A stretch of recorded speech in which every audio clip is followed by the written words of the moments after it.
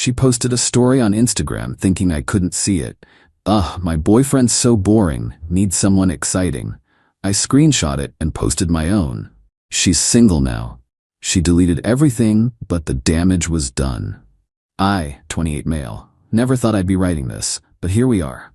3 months ago, I discovered my girlfriend of 4 years was living a double life on Instagram, and what started as a petty screenshot turned into the most calculated dismantling of someone's carefully constructed lies I've ever witnessed. We'd been together since college. Mia was the type who documented everything. Brunch pics, couple selfies, those aesthetic coffee shots. Her main account was this curated perfection. What I didn't know was that she had a second account, a close friend's Instagram, where she apparently shared her real thoughts. The discovery happened by accident. She left her laptop open while showering, and a notification popped up from an account I didn't recognize, @mia.unfiltered. Curiosity got me. I know, privacy and all that, but something felt off. What I found destroyed me. Posty back 2 years, complaints about how boring I was, screenshots of conversations with guys from her gym, one post from 3 weeks ago. Ugh, my boyfriend's so boring, needs someone exciting. With a poll asking if she should stay safe or take risks. But here's the kicker, she'd been seeing someone else for 6 months. Some crypto bro named Derek who drove a leased BMW and called everyone fam. There were photos of them together. Date stamps prove she was with him during her girls' trips and work conferences. I sat there, laptop warming my legs, feeling this weird calm wash over me. No rage, no tears, just clarity. I screenshot everything. Every post, every photo, every timestamp. Then I noticed something interesting.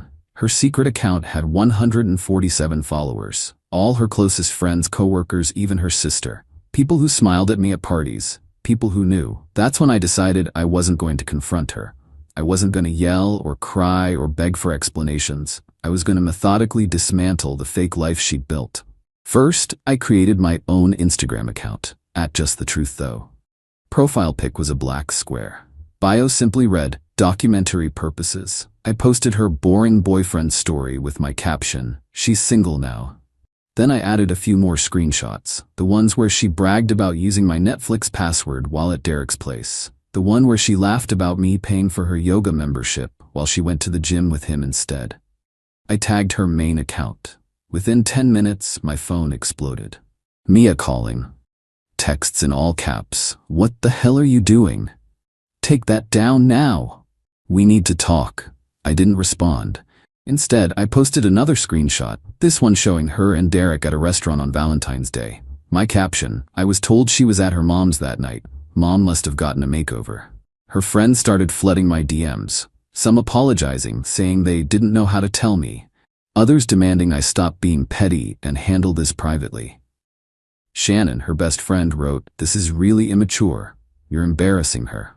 I replied, "She had 147 people watching her embarrass me for 2 years. I have 12 followers. Do the math." Here's where it gets interesting. Derek, Mr. Crypto Excitement himself, had no idea I existed. Mia had told him she was single, just out of a toxic relationship. So when he saw the posts, when he realized he was the side piece in this story, he lost it. He commented on one of my posts. "Yo, is this real? She said she was single?"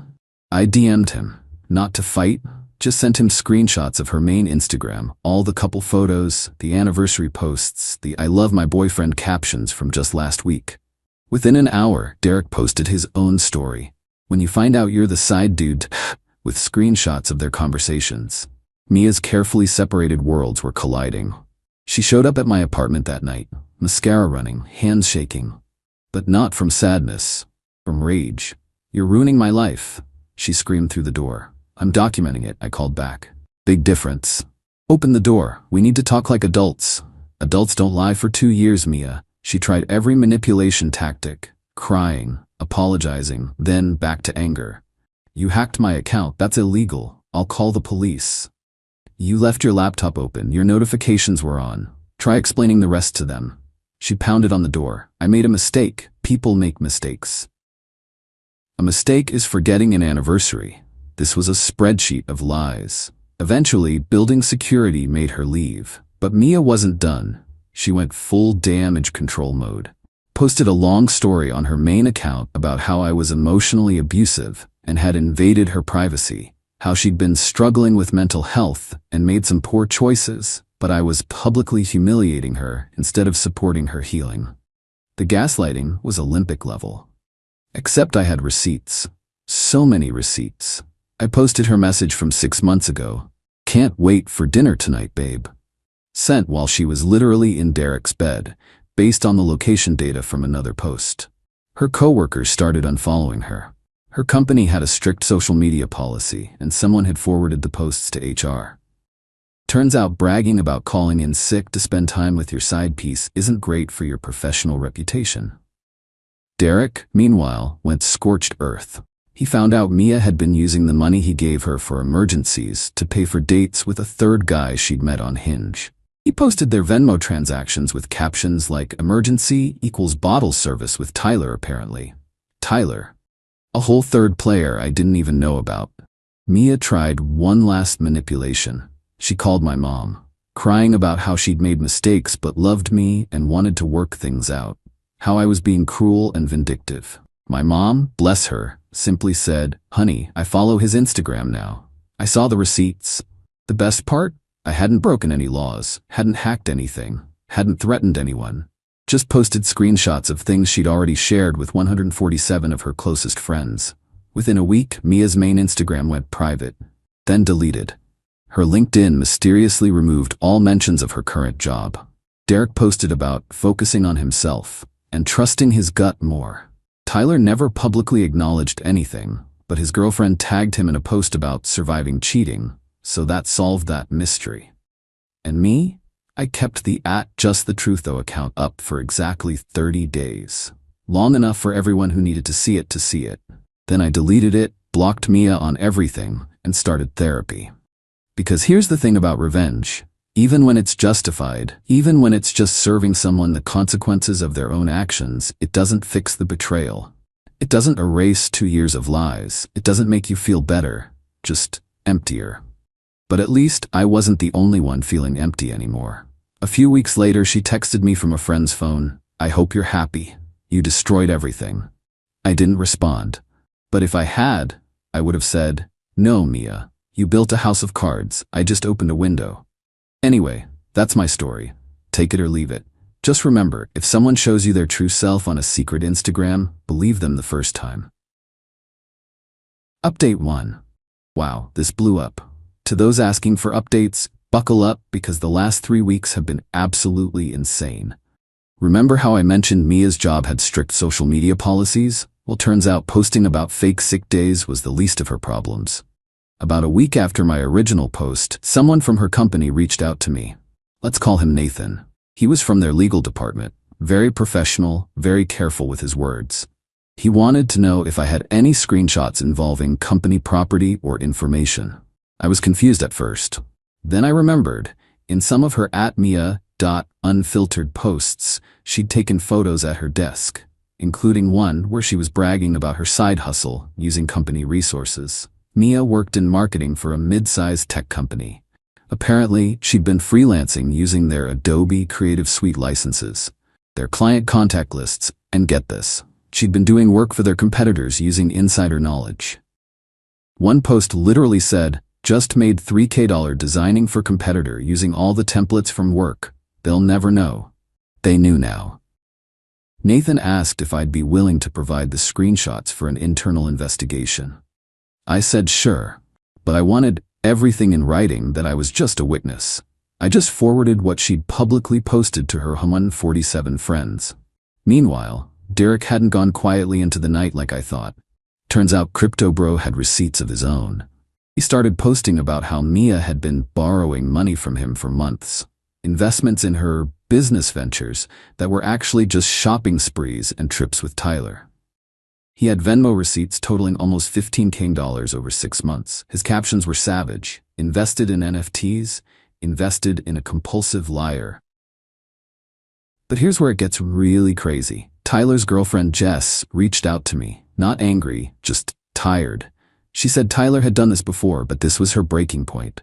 She wanted to compare notes. We met for coffee. Weird experience, bonding with another person who'd been cheated on by someone in this twisted love square. Jess was actually cool, a pediatric nurse who just wanted the truth. She showed me texts between Tyler and Mia. Apparently, Mia had told Tyler she was in an open relationship with me. Tyler, being the class act he was, thought that meant he had a free pass. He'd been telling Jess he was at poker nights when he was with Mia. The messages were damning. Mia coaching Tyler on what to tell Jess. Laughing about how gullible we both were. Planning their next moves like we were NPCs in their personal video game. Jess and I did something that probably seems petty, but felt necessary at the time. We created a shared Google Doc, the timeline of lies.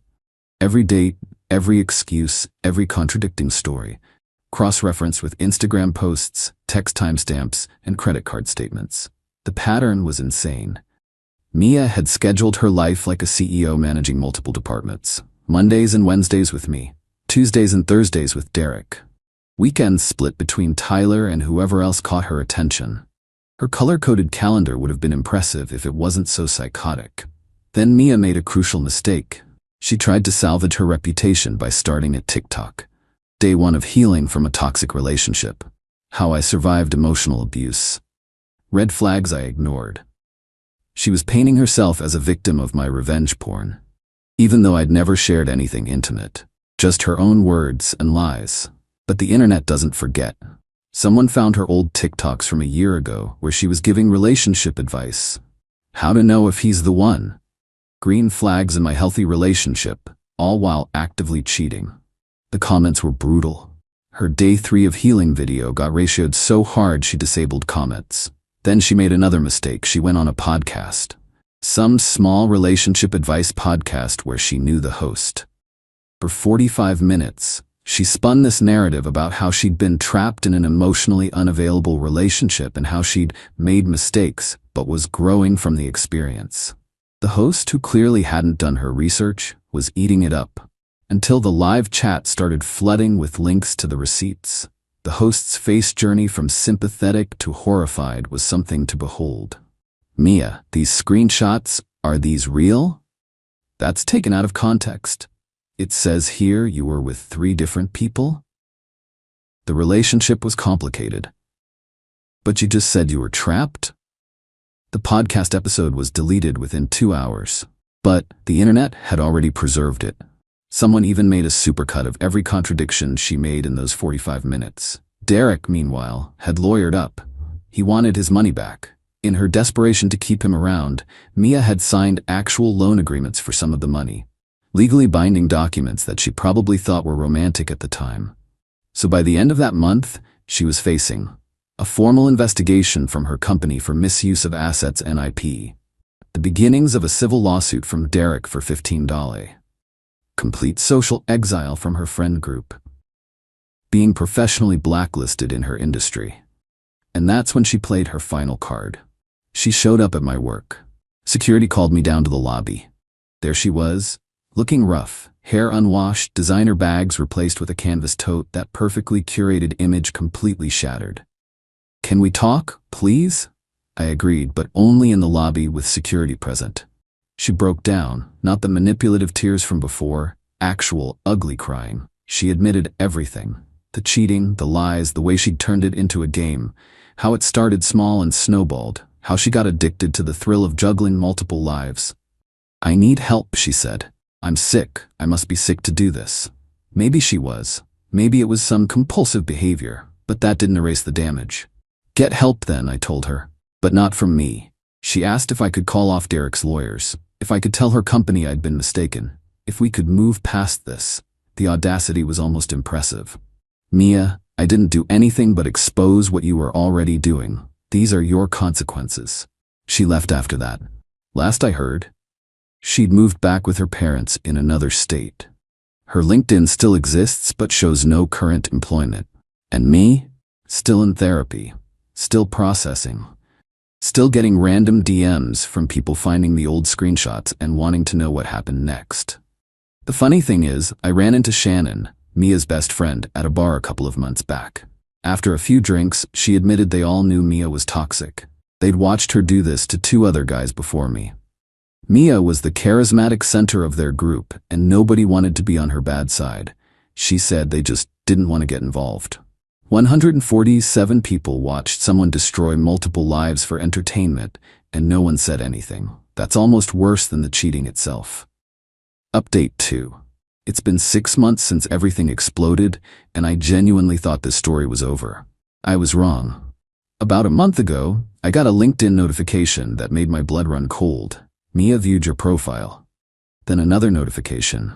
Mia started following you. Then a message request. Against my better judgment, I read it. Professional tone, like nothing had happened. She was reaching out about an exciting opportunity at a startup. They needed someone with my exact skill set. Could we put the past behind us and discuss a potential role?